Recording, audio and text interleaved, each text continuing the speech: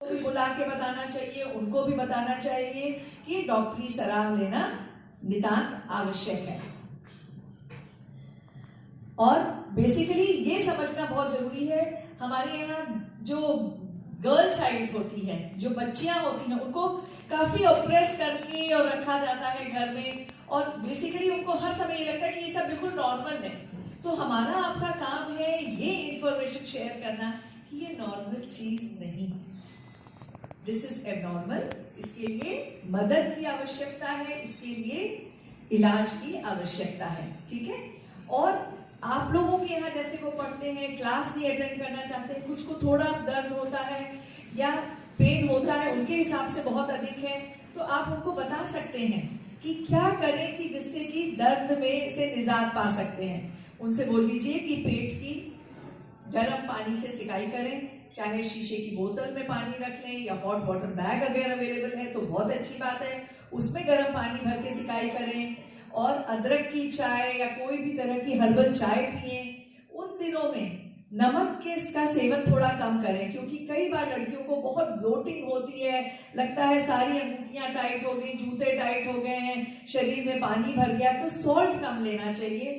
Calcium rich खाना खाने के लिए करिए, दूध से बनी चीजें लें, पनीर लें, ये सब कैल्शियम, हरी पत्तेदार सब्जियां, मेथी वगैरह में बहुत कैल्शियम होता है, तो वो सब खाने की सलाह दें। फ्रूट्स लें जिसमें फाइबर अधिक होता है, और खाना स्किप ना करें। अक्सर क्या होता है, जब पीरियड्स आते हैं, पेन होता है, तो बच्चियां सबसे पहले खाना छोड़ देती हैं।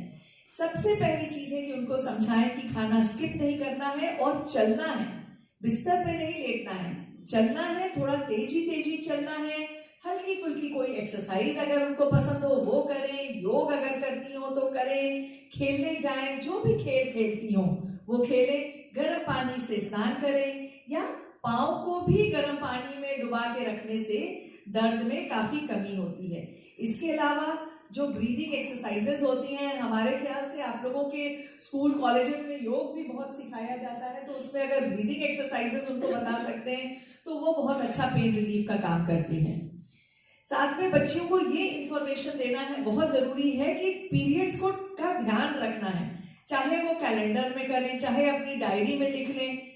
कई बार होता है कि जब बच्चियां आती तो उनको पता ही नहीं होता है कि कब आखिरी बार आया या कितने दिन से लगातार ब्लीडिंग हो रही है, तो बहुत इंपॉर्टेंट है ये इंफॉर्मेशन शेयर करना कि एक पीरियड डायरी बना लें जिसमें लिखें कि किस दिन ब्लीडिंग शुरू हुई, किस दिन खत्म हुई, किस दिन कितने पैड्स उन्होंने इस्तेमाल किए, कि किसी को अगर इंफॉर्मेशन बतानी हो तो वो शेयर कर लें। आजकल स्मार्टफोन का जमाना है, एंड आई एम श्योर हर जगह बच्चियां भी काफी स्मार्टफोन यूज करती हैं, तो अगर स्मार्टफोन यूजर्स हैं तो उसमें बहुत तरह तरह के एप्स आते हैं पीरियड ट्रैक करने के लिए, तो उसमें अपने पीरियड्स को ट्रैक कर लें।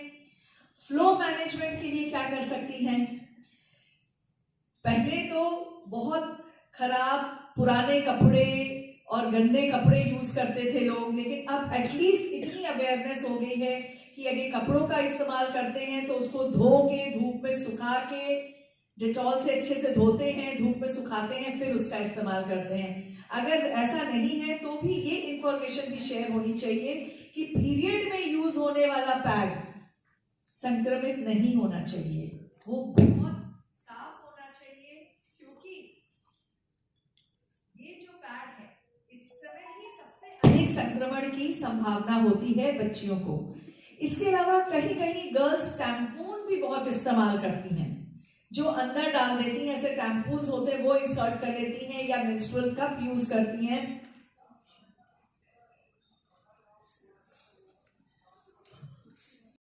कोई भी घर का सामान तो छू ही नहीं सकते हैं, तो ये सब डिस्करेज करना है। जनरल हाइजीन का ध्यान रखना है, बैलेंस डाइट होनी है, एक्टिव लाइफस्टाइल फॉलो करना है उन बच्चियों को।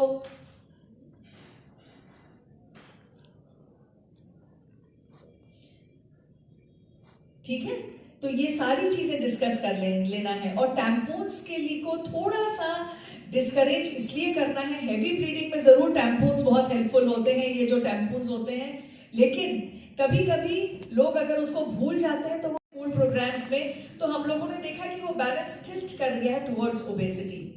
अब अगर आप स्कूल में जाएंगे तो अच्छे खासे 10% से अधिक बच्चियां दिखेंगी जो अच्छी खासी ओबीज होंगी।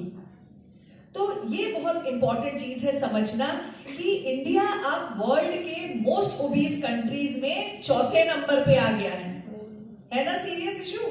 हम लोग कहते हैं डेवलपिंग कंट्रीज हैं, डिप्राइव्ड कंट्री है, हमारे यहाँ सब पॉवर्टी लाइन के नीचे है, लेकिन ओबेसिटी बढ़ती जा रही है।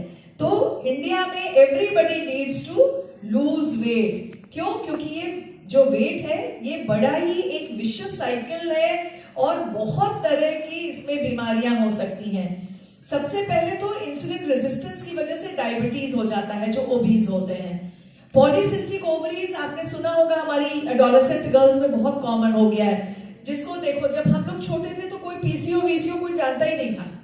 अब जिसको देखो वो माताएं भी दुखी होती हैं और बच्चियों को भी पता होता है कि हमें पीसीओ हो गया है।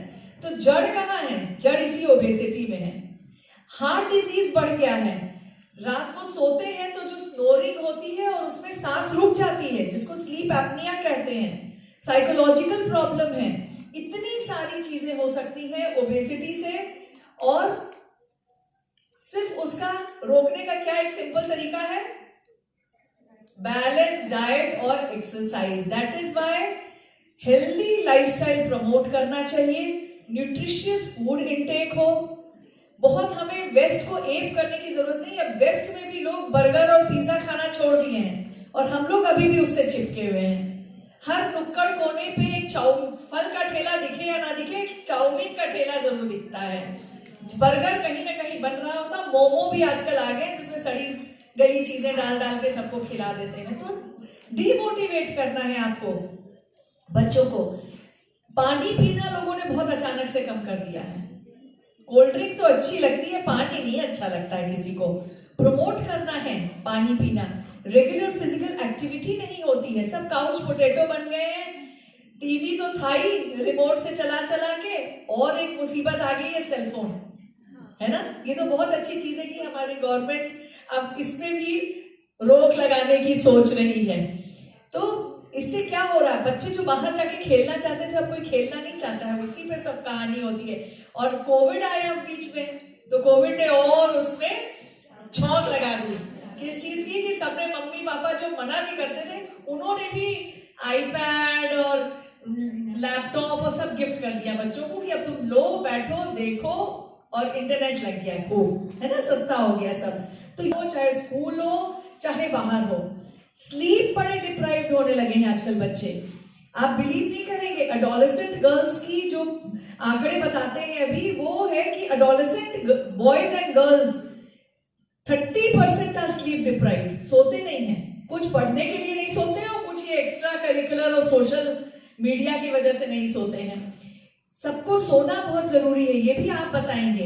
हेल्दी वेट मेंटेन करना चाहिए, और इसी समय आपको काउंसल करना है कि जो रिस्की बिहेवियर है, स्मोकिंग, ड्रिंकिंग, ड्रग एब्यूज, ये सारे से बचना है। और स्ट्रेस अगर हो रहा है बहुत तो उसको ड्रिंक करके और स्मोक करके ना एड्रेस करें, उसको योग, रिलैक्सेशन, एक्सरसाइज, ये सब करके हैंडल करें। ठीक है, तो ये बहुत इंपॉर्टेंट चीज है कि आप लोग बताएं बच्चों को कि कैसे उनको अपनी पूरी लाइफ उनके आगे है, तो उसको बहुत समझदारी से उसमें अपना सब कुछ करें। जंक फूड बिल्कुल अवॉइड कर दें, और जंक फूड में बेकरी प्रोडक्ट भी अब ऐड हो गए हैं। जितने ये बेकरी प्रोडक्ट होते हैं, कुकीज,